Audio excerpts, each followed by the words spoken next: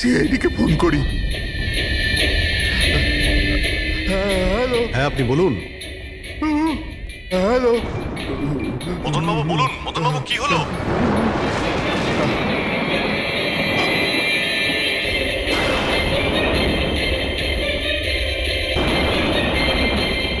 না না।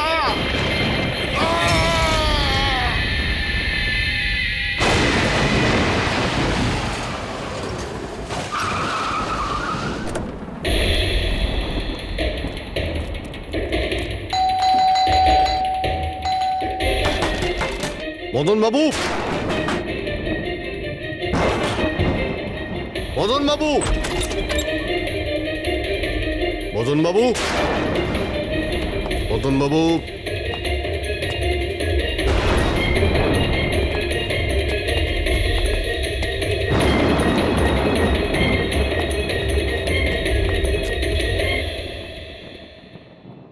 দয়া,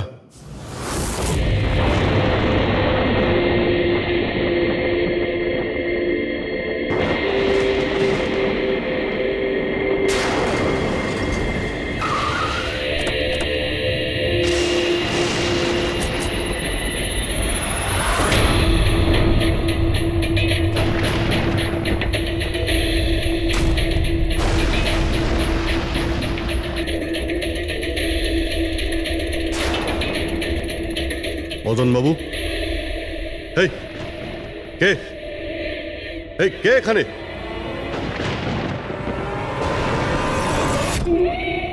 এটা কি?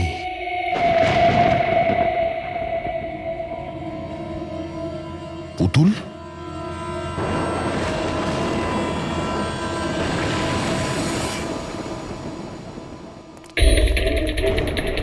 অভিজিৎ, স্যার আমরা দেরি করে ফেলেছি।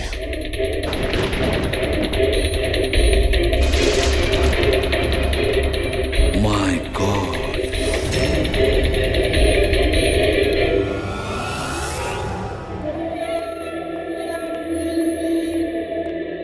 এই নিন। আস্তে আস্তে আস্তে।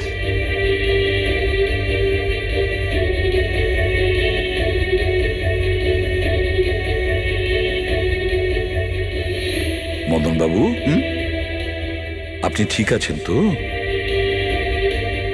কেন, কি হয়েছে আপনার? কেউ আছে যে আমাকে প্রাণে মারতে চায়? কে? ও আমার আশেপাশেই আছে। আমাকে কখনো একলা ছাড়ে না। হয়তো এখনো আমাকে দেখছে, শুনছে। দেখুন মদনবাবু, একদম চিন্তা করবেন না, আপনার কিচ্ছু হবে না, আমরা আছি না? মদনবাবু আপনি কার কথা বলছেন? কে কে আপনাকে বিরক্ত করছে? পুতুল, কাঠের পুতুল। কাঠের পুতুল? হ্যাঁ। না মানে ওটা ওরকম নয়, যারা কথা বলতে পারে না, অন্যের ইশারায় নাচে। এই কাঠপুতুলগুলো কথা বলে, কথা বলতে পারে, নিজেরা চলে চলে ফিরে বেড়ায়।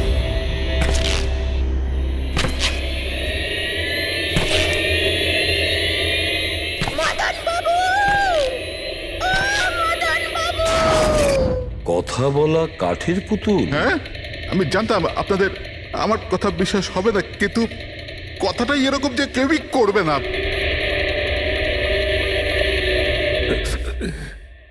স্যার, আপনি এরকম কোনো পুতুলের ব্যাপারে শুনেছেন কখনো?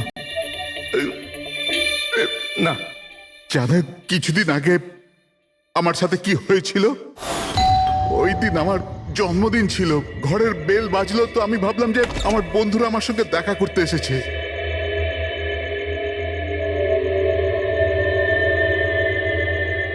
এত রাত্রে কে বেল বাজালো? অদ্ভুত তো। মদন বাবু,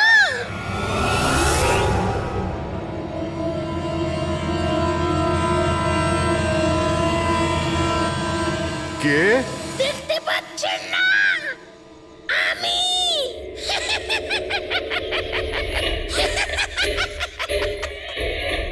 আরে আমি এত অবাক হওয়ার প্রয়োজন নেই। জানেন কি এখানে আমি কেন এসেছি? কেন? তোমার প্রাণ নিতে। কি?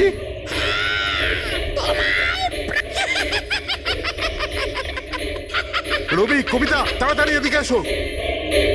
কি হয়েছে দাদা? কে?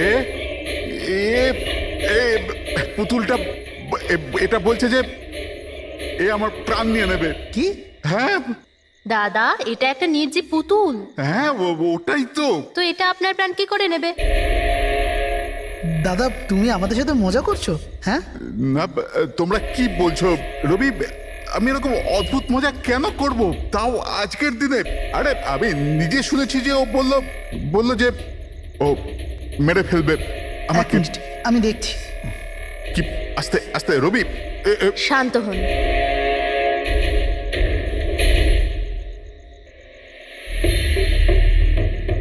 দাদা মনে হচ্ছে তোমার সাথে কেউ মজা করেছে। এই কাঠের পুতুলের মধ্যে কেউ মনে হয় স্পিকার ফিট করেছে। চেক করো, হয়তো কোনো স্পিকার আছে।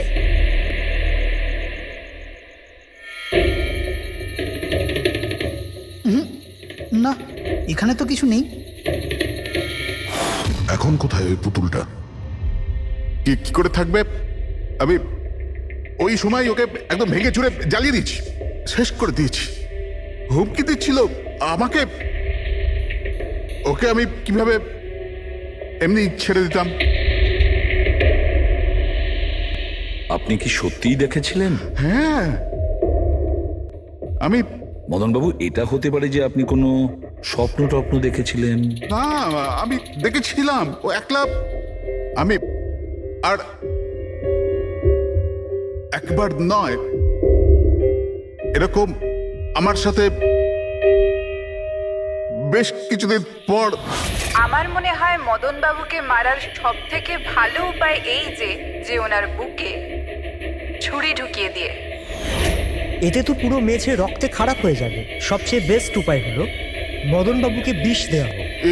একটা কাজ করা যাক, কেন না ওনার গলায় টিপে দেওয়া যাক। তো আপনি বলে দিন মদনবাবু, আপনি কিভাবে আপনার মৃত্যু হওয়া পছন্দ করেন? এই, মদন বাবু কোথায় যাচ্ছেন?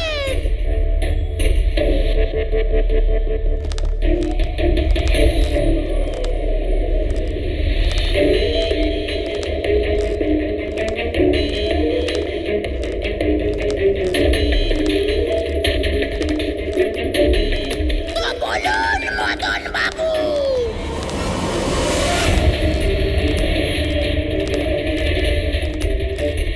কিভাবে আপনি মরতে চান? বলুন মদন বাবু।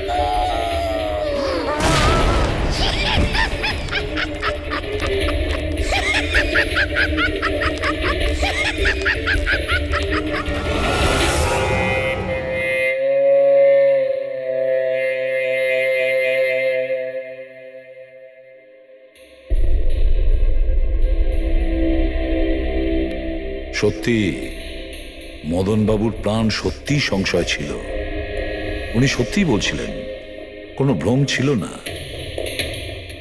এর মানে স্যার, মদন বাবুর খুন এই পুতুলটা করেছে? কি যে বাজে কথা বলো না। পুতুল আবার খুন করতে পারে নাকি? তাহলে স্যার খুনটা করলো কে? সেই ফেডরিক, যে কাঠের পুতুলের খেলাটা ভালো করে জানে। যখন আমরা এখানে এসেছিলাম তখন এই পুতুলটার হাতে এই ছুরি ছিল। সমস্ত প্রমাণ তো এর দিকেই আঙুল তুলছে। তাহলে খুন এই করেছে। দাদা, দাদা প্লিজ প্লিজ। দাদা, স্যার, এই পুতুলটা খুন করেনি। এক মিনিট, আপনারা কে? স্যার, আমি কবিতা, ওনার স্ত্রী। আর ইনি মদন দা, ওনার বড় ভাই। উনি হলো রবি। তাহলে আপনারা এতক্ষণ কোথায় ছিলেন, কি করছিলেন? স্যার আজ আমাদের ম্যারেজ অ্যানিভার্সারি, সেজন্য আমরা বাইরে ডিনার করতে গেছিলাম। আমরা মদন দাকেও বলেছিলাম সাথে যেতে, কিন্তু উনি বারণ করে দিলেন। আর এইসব আপনি বলছেন যে মদনবাবুর খুন এই পুতুল করেনি? হ্যাঁ স্যার, এই পুতুলটা খুন করেনি। আপনি কি জানেন খুনিকে? আমার পুরো বিশ্বাস ওনার খুন সাদুল করেছে। উনি উনি ওনার উপর বদলা নিতে চেয়েছিলেন। আচ্ছা, যার কথা বলছেন সে কে? কিসের প্রতিশোধ নিতে চাইছে? সাদুল একজন ভেন্টাকলিস্টার ভয়েস ওভার আর্টিস্ট ছিল। মদনদা আর রবির বড়দা অঙ্কুশদার ছোটবেলার বন্ধু। অঙ্কুশদার ছোটবেলা থেকেই সাদুলকে খুব ভালোবাসতো। যখন উনি দেখলেন সাদুল জীবনে কত ঠোকর খাচ্ছেন, তো 5 বছর আগে উনি নিজের বাড়িটা সাদুলকে দিয়ে দিলেন, যাতে উনি ওনার থিয়েটার গ্রুপ চালাতে পারেন। যদি ওরা কোনোদিন অঙ্কুশদাকে ভাড়ার টাকা দিতে পারেনি, কিন্তু অঙ্কুশদার এই নিয়ে কোনোদিনই কোনো দুশ্চিন্তা হয়নি, কারণ উনি জানতেন যে এই কলাতে অত পয়সা পাওয়া যায় না। সাদুল আর ওনার স্টুডেন্টরা অঙ্কুশদার বাড়ি থেকেই নিজেদের ভেন্ট্রালোকুইজমের প্র্যাকটিস করত। পুতুল দিয়ে কথা বলানো এই শিল্পের ঘন্টার পর ঘন্টা বসে রিহার্সাল করতো। তাহলে একটা কথা তোমরা ভালো করে বুঝে নাও, ভেন্ট্রিলোকিজম এই শিল্পটা সহজ নয়, কিন্তু এটা আবার এতটাও মুশকিল নয়। এই শিল্পটা করার যে পদ্ধতি, এটার নামেই লুকিয়ে আছে। ভেন্ট্রিলোকিজম একটা ল্যাটিন শব্দ, যাতে ভেন্টারের মানে হচ্ছে পেট আর লোকি মানে হচ্ছে বলো। তাহলে ভেন্ট্রিলোকিজমের অর্থ পেট দিয়ে বলো। যেমন, হ্যালো বরুণ, কেমন আছো? তারপর একদিন অঙ্কুশদা মারা গেলেন, আর সব কিছু বদলে গেল। কারা? আরে আরে আরে আপনারা কি করছেন? আরে কি হলো? আপনারা কে? আরে কি করছেন? কি করছেন? এরকম করছেন কেন আপনারা? আপনারা কারা? কি হয়েছে? কি সমস্যা? আরে আপনারা চাইছেনটা কি? আরে রবি, বলবান, কি হচ্ছে এখানে? কি হচ্ছে? এই যে এতদিন ধরে তোমরা বিনা পয়সার ফুটুনি মারছিলে না, আজ থেকে বন্ধ হয়ে গেল। আমি এখানে কোনো ধর্মশালা খুলে রাখিনি। কিন্তু বলবন্ত, অঙ্কুশ তো বলেছিল যে... কে অঙ্কুশ? যে মরে গেছে, যে আর বেঁচে নেই, পৃথিবীতে আর নেই। এতদিন পর্যন্ত ওর পদ্ধতিতে চলেছো, আজ থেকে আমার পদ্ধতিতে চলতে হবে। বুঝতে পেরেছো? চলো জায়গা ফাঁকা করো। রবি, বোঝাও তোমার দাদাকে। ও কি বোঝাবে আমাকে? আমি বুঝতে পারি তো সবকিছু। আর যদি এখানে থাকতেই হয় তো ভাড়া দিতে হবে। ভাড়া? হ্যাঁ, ভাড়া। কত ভাড়া দিতে হবে আমাদের? 4 লাখ। 4 লাখ? 4 লাখ টাকা তো আমাদের কাছে নেই। নেই যখন তখন খালি করো, না হলে আমি পুলিশকে ডেকে তোমাদের সবাইকে জেলে পাঠিয়ে দেবো, আর ওখানে থাকবার জন্য কোনো ভাড়াও দিতে হবে না। বলবন্ত, আমাদের কিছুটা সময় দাও। তাড়াতাড়ি আমরা কোথায় যাব? সময় টময় কিছু পাওয়া যাবে না। অনেক দেখেছি, অনেক হয়েছে তোমাদের তামাশা। চলো স্যার চলো। এরকম করবেন না প্লিজ স্যার, প্লিজ স্যার এরকম করবেন না আর স্যার, 1 মিনিট, যতদিন না তোমরা আজ পর্যন্ত ভাড়া দিচ্ছ, এই যে তোমাদের জিনিসপত্র পড়ে আছে না, আর এগুলো কি, এই কাঠপুতুলগুলো, এগুলো সব আমার কাছে থাকবে। কিন্তু তুমি এই সমস্ত জিনিস নিয়ে নিলে আমরা ভাড়া কি করে দেব? ওসব আমি জানি না। স্যার এরকম করবেন না স্যার, আমরা আপনার সব টাকা মিটিয়ে দেবো স্যার, প্লিজ। স্যার, আপনার এগুলোকে নিষ্প্রাণ কাঠের পুতুল মনে হয়, কিন্তু আমাদের কাছে এগুলো প্রাণের সমান। ও ভাই ট্র্যাজেডি কিং, তোমার এই যে সব মেলোড্রামা আছে না, এগুলো আমার দাদা অঙ্কুশের সাথেই চলতো, আমার সাথে নয়। আর এই যে কি এ 4 লাখ টাকা রোজগার করে দেবে এই কাঠপুতুলগুলো। আরে 4 লাখ কি, 4400 টাকাও রোজগার করে দিতে পারবে না এই কাঠপুতুলগুলো। জানো কেন? কারণ এই শিল্প শেষ হয়ে গেছে, জিরো। এই যে তোমাদের গুরু আছে না সাদুল, ওরই মতো কোনো কাজের নয়, লুজার, একজন লুজারও, বুঝলে? বেরো বেরো। এই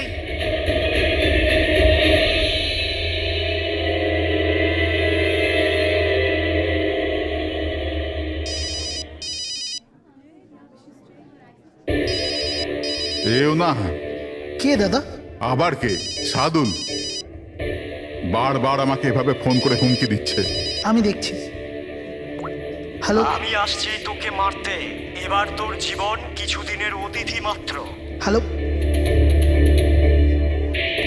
দাদা, আমার মনে হয় আমাদের পুলিশ স্টেশনে যাওয়া উচিত। পুলিশ ডিপার্টমেন্টে আমি একজনকে চিনি, হয়তো ও আমাদের সাহায্য করতে পারে। হ্যাঁ দাদা, আমি এটুকু বিশ্বাস করতে পারিনি যে এই সাদুল এত বড় পাগল হবে। আমাদের পুলিশের কাছে যাওয়া উচিত। কোনো লাভ নেই, এই সাদুল নিজের মোবাইল থেকে ফোন করছে না, কোনো ল্যান্ডলাইন নাম্বার থেকে করছে। Landline number? আমি খোঁজ নিচ্ছি নাম্বারটা কোথাকার। কি? এটা কি বলছো তুমি? হ্যাঁ ঠিক বলছি, এই নাম্বার এই হসপিটালের মর্গ রুমের। সাদুল আমাকে হসপিটালের মর্গের রুম থেকে কেন ফোন করবে? এই নাম্বার থেকে এনাদের কাছে ফোনে হুমকি দিচ্ছে, কাল রাত আর আজ সকালেও দিয়েছে, টানা 3 দিন ধরে আসছে। কে করছে এই কল? স্যার এই ফোন দিয়ে কারোরই ফোন করবার কোনো অনুমতি নেই। আমি সারাদিন এখানেই থাকি, এই ফোন থেকে কেউ কোনো ফোন করেনি। তাহলে তুমি নিশ্চয়ই কল করেছো। স্যার আমি কেন ফোন করব? আমি তো আপনাদের চিনিও না। হ্যাঁ হতে পারে তুমি সাদুলের কথা করেছো। কি নাম বললেন আপনি? সাদুল।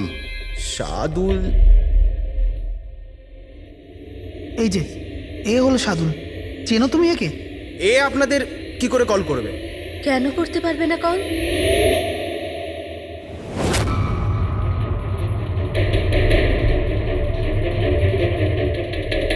এ কিভাবে হয়ে গেল? সাদুল 3 দিন আগে ইনি মারা গেছেন, তাহলে ইনি ফোন কি করে করবেন? কিন্তু এর মৃত্যু হলো কিভাবে? ইনি ড্রিঙ্ক করেছিলেন, একটা গাড়ি এনাকে উড়িয়ে দিয়ে চলে গেছে, ওখানে ওনার মৃত্যু হয়। যদি ও এখানে মরে পড়ে আছে তো আমাকে হুমকি দিয়ে ফোন কে করছে?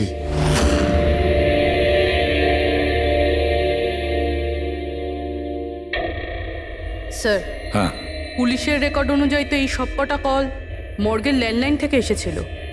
কিন্তু মর্গেন ল্যান্ডলাইন তো কেউ ইউজই করে না, তাহলে সব কি করে? পূরবী ভালো করে চেক করো, দেখো ব্যাপারটা কি। মনে হচ্ছে ব্যাপারটা গোলমেলে। স্যার হ্যাঁ, উনি কিচ্ছু জানতে পারবেন না, আপনি এরকম কেন বলছেন? কারণ সিআইডি স্যার জীবিত লোকেদের ধরতে পারে, আত্মাদের নয়। আর আমি জানি এটা সাদুলের আত্মাই করেছে। দেখুন এই আত্মা বলে কিছুই হয় না, আর আপনি একজন এডুকেটেড পার্সন হয়ে এইসব বলছেন? আপনিও তো পড়াশুনো জানা, আপনি বলুন না একটা লাশ মর্গ থেকে ফোন কি করে করতে পারে? কি করে ওই মদনদার সাথে ওই পুতুলটা কথা বলতে পারে? স্যার তাদের এটা নর্মাল মনে হচ্ছে। আপনারাও এমন কিছু ফিল করেছেন যেটা মদনবাবু করেছিলেন? হ্যাঁ স্যার। না, বাঁচাও, আমি তোমাদের ছাড়বো না। তোমরা খুব বিরক্ত করছো আমাকে, তোমাদের সবাইকে মেরে ফেলবো আমি, ছাড়বো না। দাদা, সরে যাও। না দাদা কি হলো? এদিকে আসবে না। আরে কিন্তু দাদা এটা কি করছো তুমি? দাদা কি? কাঠপুতুল আছে এখানে, সরে থাকো। কাঠের পুতুল? আমাকে মারতে এসেছে, আমি বলেছিলাম না। দাদা 1 মিনিট দাদা এটা কি করছো তুমি? রবি এই এই আওয়াজটা ওপর থেকে আসছে। কিন্তু উপরে তো কিছুই নেই, পুরো তো স্টোর রুম আছে আর একটা বন্ধ ঘর আছে। Store room? হ্যাঁ, ওই স্টোর রুমের মধ্যেই তো আমি সমস্ত কাঠপুতুলগুলো একটা বড় বাক্সের মধ্যে তালা লাগিয়ে বন্ধ করে রেখেছি। কাঠের পুতুল? ওগুলো সব বাইরে চলে এসছে কিভাবে? কি?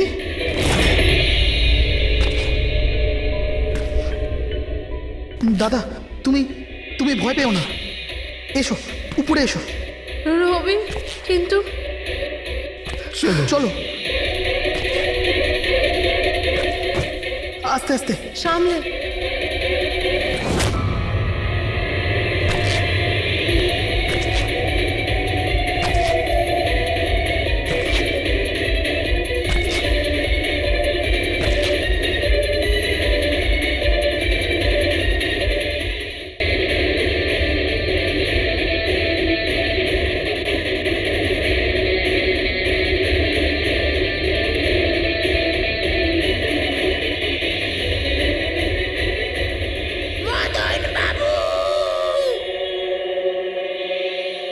দাদা আওয়াজ এই ঘর থেকে আসছে। হ্যাঁ, এসো।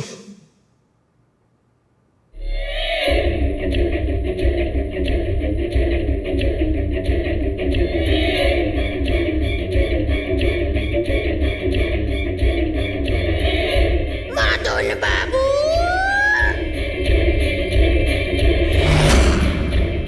মদন বাবু, কেমন লাগলো আমার সাথে দেখা করে?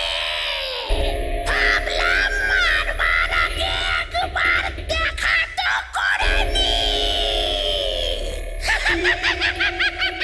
আমি বুঝেছিলাম না কথা বলে। স্যার, মদন দাদা সব পুতুলগুলোকে বাক্সে বন্দি করে রেখেছিল, কিন্তু কি করে জানি না এই পুতুলগুলো কোথা কোথা থেকে বেরিয়ে আসছিল। আমরা ওই বাক্সটাও দেখতে চাই, ওই রুমটাও যেখানে ওই তোমরা কাঠের পুতুলটা দেখেছিলে, সেটা কোথায়? স্যার দুটো ঘরই উপরে স্যার। চলো দেখাও। আসুন স্যার।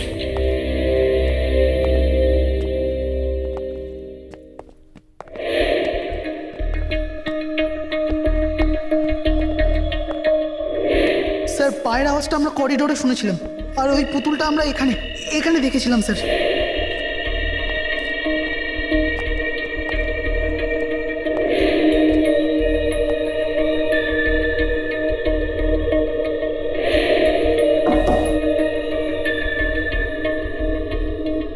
আচ্ছা এটা বলুন যে এই রুমটা এত ফাঁকা কেন? স্যার আমি ভেবেছিলাম কি এখানে ট্রেডমিল আর বাইসাইকেল রাখবো, একটু এক্সারসাইজ করব, কিন্তু সময় পাইনি।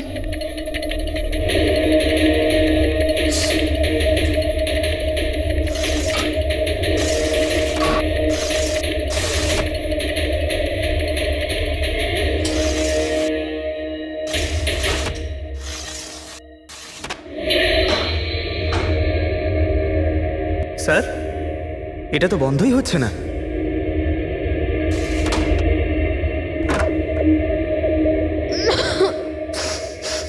আসুন স্যার। স্যার এই ওই পেটিগুলো যেখানে পুতুলগুলো বন্ধ করা আছে। একটু লাইটটা অন করবেন? হ্যাঁ।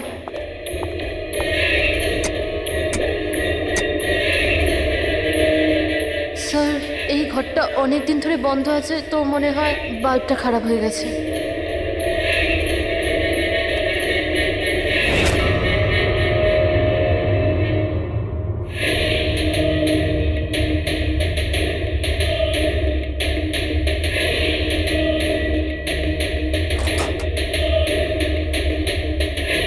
স্যার প্রত্যেকটা বক্সে তালা লাগানো আছে।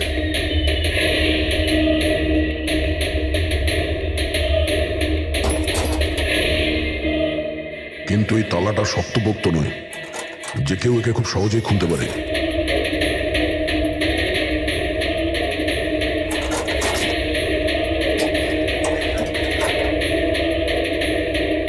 এতগুলো পুতুল,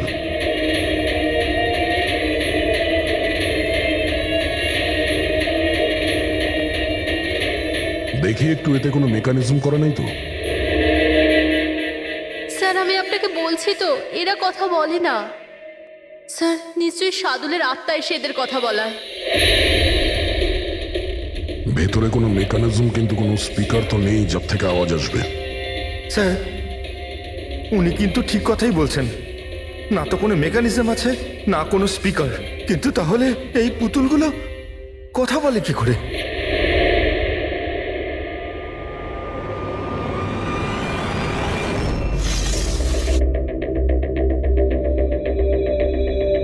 লকটা কি খারাপ? লকটা খারাপ স্যার।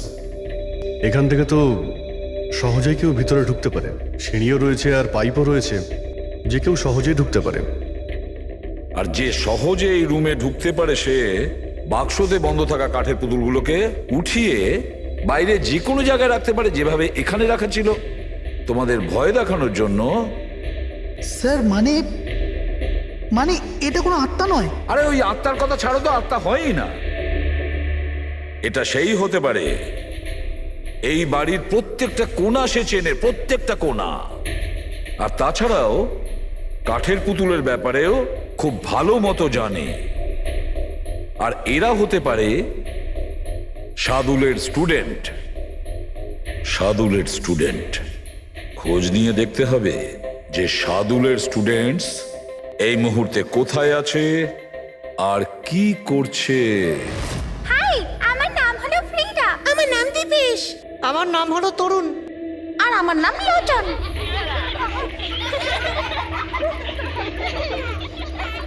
আজ আমি তোমাদের একটা দারুণ গল্প শোনাতে চলেছি। না, সবসময় কেন তুমি শোনাবে গল্প? আরে তুই তো আপত্তি কিসের? হ্যাঁ হ্যাঁ, ফ্রিডা তোমার আমার সবসময় ভালোর প্রয়োজন পড়ে। হ্যাঁ দীপেশ, তুমি একদম ঠিক বলেছো। পরিশ্রম আমরা করি আর ফেমাস তুমি হয়ে যাও। তোমার পুতুলও তো সেই কথাই বলছে।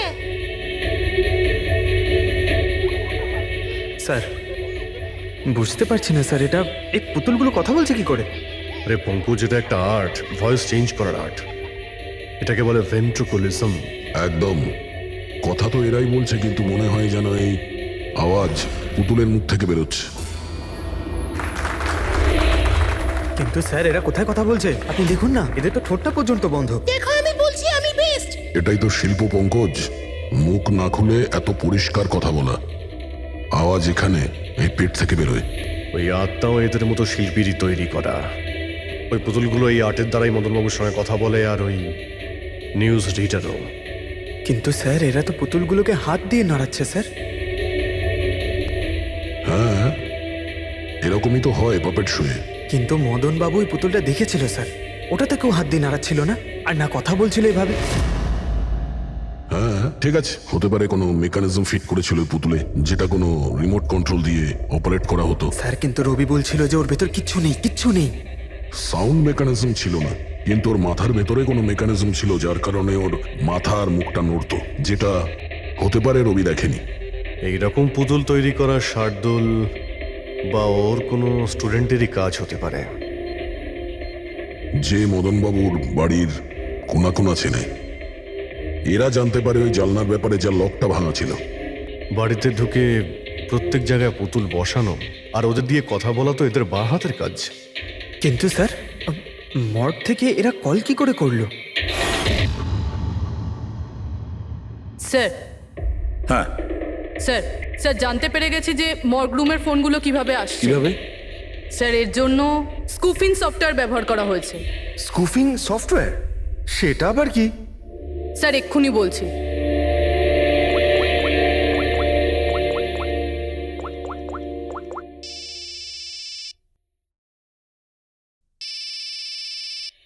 কি যন্ত্রণা! আমার ওয়াইফকে এখনই ফোন করতে হলো।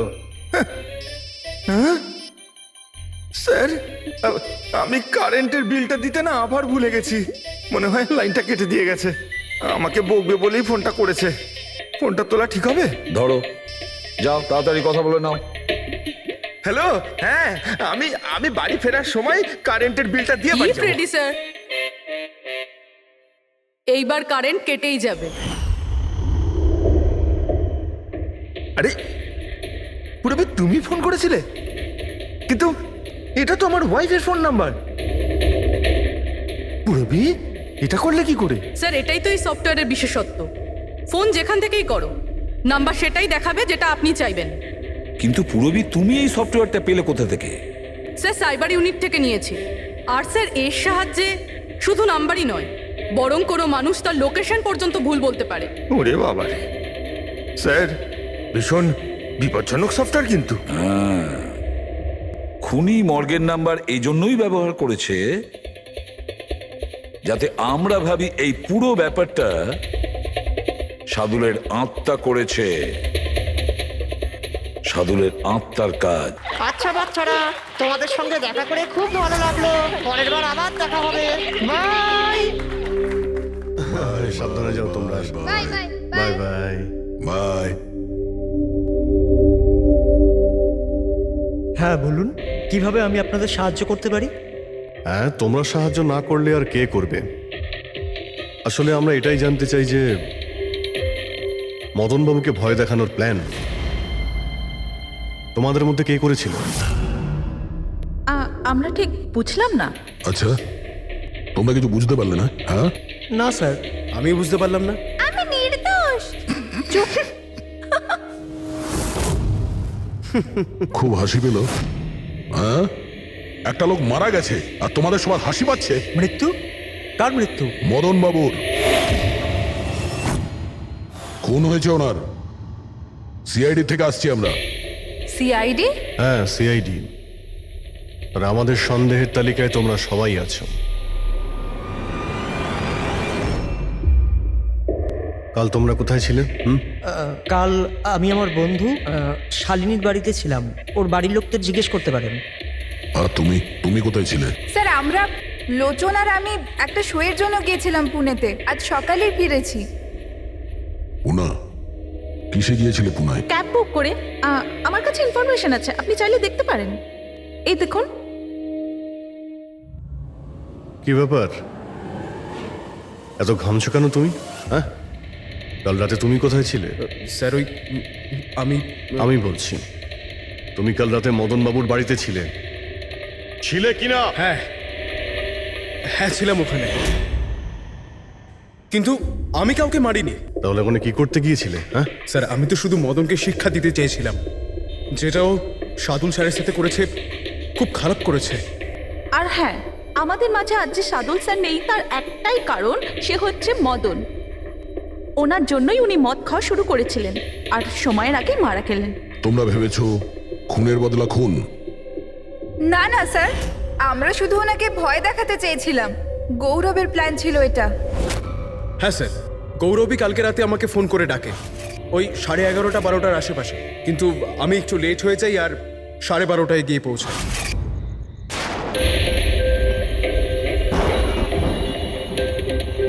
আজ তো এমনিতেই অনেক লেট হয়ে গেছি, মেরেই ফেলবে গৌরব আমাকে। চলে গেছে হয়তো ভিতরে, এবার ওকে ইশারা কি করে করবো?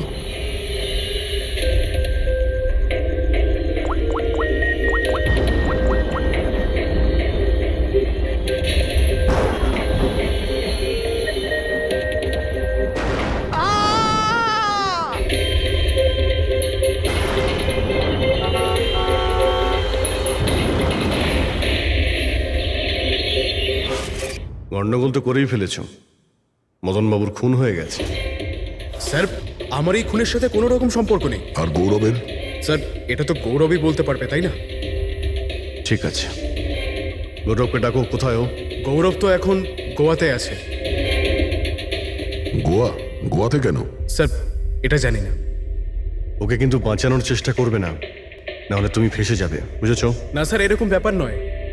কালকে রাতে যখন ওকে আমি ফোন করি তখন ওর ফোন বন্ধ ছিল। আজকে সকালে মেসেজ আসে আমার কাছে। মেসেজ দেখাও তো। স্যার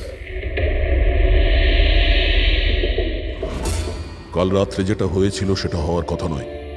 আমি গোয়া পৌঁছে গেছি কিছুদিন গা ঢাকা দেওয়ার জন্য। কিন্তু এ গোয়াতে কখন পৌঁছলো আর কিভাবে? যখন আমরা ক্রাইম সিনে পৌঁছেছিলাম তখন তো ও ওখানে ছিল না। হ্যাঁ, যদি আমরা এটাও ভেবে নিই যে যখন আমরা ওখানে পৌঁছলাম তার ঠিক আগে ও ওখান থেকে বেরিয়ে গেছে, তাহলে ও গোয়া কি করে পৌঁছবে? খুন হয়েছিল রাত 1টার সময় আর তারপরে আমরা ওখানে পৌঁছেছি। ফ্লাইট নেই গোয়া যাওয়ার জন্য। স্যার হতে পারে ফ্লাইটে না গিয়ে বাসে বা গাড়ি করে গেছে হয়তো। না পঙ্কজ, ড্রাইভ করে গোয়া পৌঁছতে মিনিমাম 12 ঘন্টা লাগে, আর এই মেসেজটা এসছে সকাল 9টার সময়। মানে গোয়া পৌঁছানোর আগেই ও মেসেজ করে দিয়েছে যে ও গোয়া পৌঁছে গেছে। পঙ্কজ, খোঁজ নিয়ে দেখো যে গৌরবের ফোনের লাস্ট লোকেশন কোথায় দেখাচ্ছে। তুমি গৌরবের নাম্বারটা দাও। আচ্ছা ঠিক আছে, থ্যাংক ইউ স্যার। স্যার গৌরবের শেষ লোকেশন ছিল ওই মদনবাবুর বাড়ি, আর কাল রাত 11:30টার সময় ওর মোবাইল বন্ধ হয়েছে। 11:30? Hello, thank you sir. Gaurav নামের কোনো ব্যক্তি গোয়ার কোনো ফ্লাইটেই ছিল না, না আজকে সকালে না কাল রাতে। আর তাছাড়া স্যার, একে কোনো এয়ারপোর্টে সিসিটিভি ফুটেজেই দেখা যায়নি। মানে আমাদের সন্দেহ একদম ঠিক, গৌরব এখানেই আছে। তাহলে ও বা অন্য কেউ ওর ফোন থেকে এই মেসেজটা পাঠিয়েছে যে ও গোয়া চলে গেছে। কিন্তু স্যার কেউ এরকমটা করবে কেন? সেটা তো আমি জানি না ফ্রেডি, কিন্তু একটা কথা আমি বুঝতে পারছি না, গৌরব তো চাইলে যে কোনো সময় মদনবাবুকে মারতে পারতো। এসব নাটক করার কি প্রয়োজন ছিল? আর ওরার 4 জন এই কাঠপুতুলের খেলাটাই বা কেন খেলছিল? আর ও যদি মদনবাবুকে মেরেই থাকে তাহলে ওর 4 জন বন্ধুকে কেনই বা বললো না? সন্দেহটা আমার এইখানে। এর একটাই কারণ বস, হতে পারে গৌরবকে তাড়াহুড়োতে মদনবাবুকে মারতে হচ্ছে যখন ও ধরা পড়ে যায়, আর না হলে খুনি গৌরব না অন্য কেউ। স্যার খুনি যদি অন্য কেউ হবে তাহলে গৌরব কোথায়? হতে পারে খুনি গৌরবকে মেরে গায়েব করে দিয়েছে, আর আমাদের সামনে এমন প্রমাণ ফেলে দিয়েছে যে আমাদের মনে হয় যে ও পালিয়ে বেড়াচ্ছে, গোয়াতে আছে ও। এই লোকটা ভাঙা রয়েছে। এই জানলা দিয়ে গৌরব আর ওর বন্ধুরা ভিতরে আসতো আর মদনবাবুকে ভয় দেখাতো। আর এই গৌরব কাল রাতে এখানে এসেছিল, তারপর থেকেই গায়েব হয়ে গেছে। তাহলে হতে পারে ওর সঙ্গে যা হয়েছে এখানেই হয়েছে। কিন্তু ওর সাথে যদি এখানে কিছু হয়ে থাকে তাহলে কিছু না কিছু তো ট্রেসেস পাওয়া উচিত। তাহলে একবার টেস্ট করে দেখা যাক। রবি, স্যার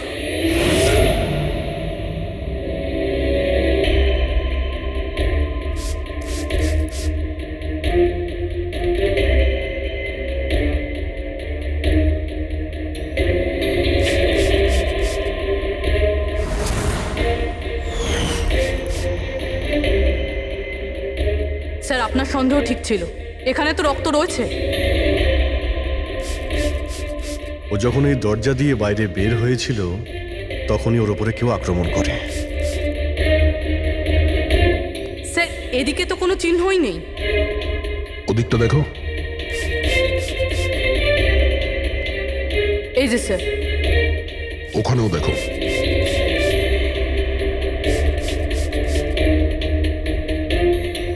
ও, তার মানে হামলা করার পর গৌরবকে টেনে হিচড়ে স্টোর রুমের কাছে নিয়ে আসা হচ্ছে।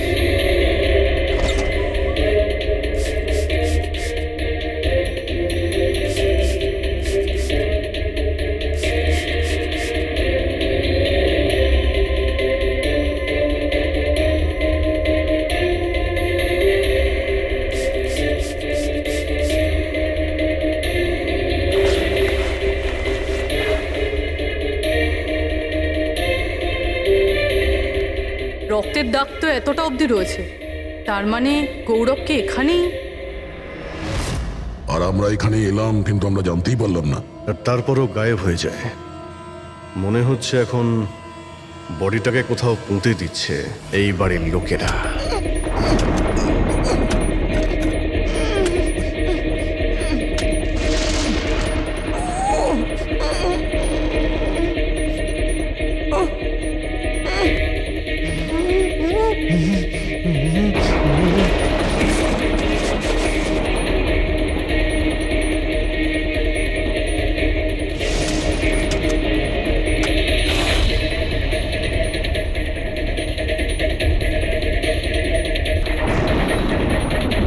সিআইডি?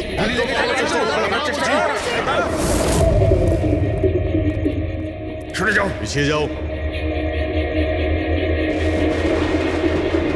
স্যার, হ্যাঁ, জীবিত আছে। তাড়াতাড়ি হসপিটালে নিয়ে যাও।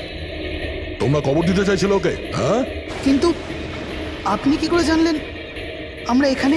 আজকাল মোবাইলের মাধ্যমে আমরা অপরাধীকে ধরে ফেলি।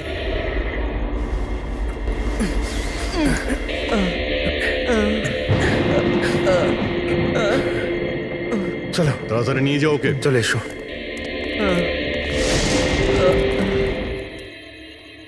ওই স্বার্থপর আর লোভী মানুষটার মরে যাওয়াই ঠিক ছিল। অঙ্কুশদা মারা যাওয়ার পর মদনদা নিজেই সব প্রপার্টি দখল করতে চেয়েছিল। আমরা কি পেতাম? লবণঙ্কা। আমরা এই প্ল্যানটা তখন বানালাম যখন বাড়িতে ওই কাঠপুতুলের ঘটনাগুলো ঘটছিল।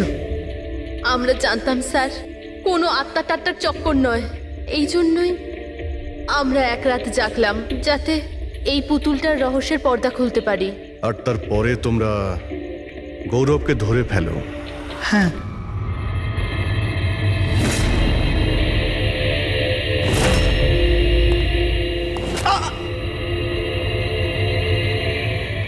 গৌরবের থেকে সব সত্যিটা জানার পর আমরা ভাবলাম যে ওর ওই কাঠপুতুলের খেলার সুযোগ নিয়ে আমরা মদন দাদাকে মারতে পারি। আর সেই কারণে গৌরবের ওপর হামলা করে ওকে বাক্সে ঢুকিয়ে দিয়েছো। আর তারপর মদনবাবুকে খুন করে আমাদের বোকা বানাতে চেষ্টা করেছো। আর এটা দেখাতে চেয়েছিলে যে খুন পুতুল করেছে। হ্যাঁ, আমরা জানতাম যে সিআইডি কখনোই আত্মাদের গল্প আর পুতুলদের খেলার উপর বিশ্বাস করবে না। আর আপনারা সোজা সন্দেহ করবেন সাধুলের স্টুডেন্টদের, বিশেষ করে গৌরবের ওপর। আর আমাদের মিসলিড করার জন্য গোয়ার ওই মেসেজ পাঠিয়ে দিলে। হ্যাঁ, আমরা ভেবেছিলাম যে আপনারা সারা জীবন ধরে গৌরবকে এখানে ওখানে খুঁজতে থাকবেন আর আমরা ওকে মেরে এখানে পুঁতে দেবো। টাকার জন্য তোমরা নিজের দাদাকে মেরে ফেলেছো। কি করবে এই টাকা নিয়ে? আর না এখন এই টাকা তোমাদের জেলে যাওয়ার থেকে বাঁচাতে পারবে, আর না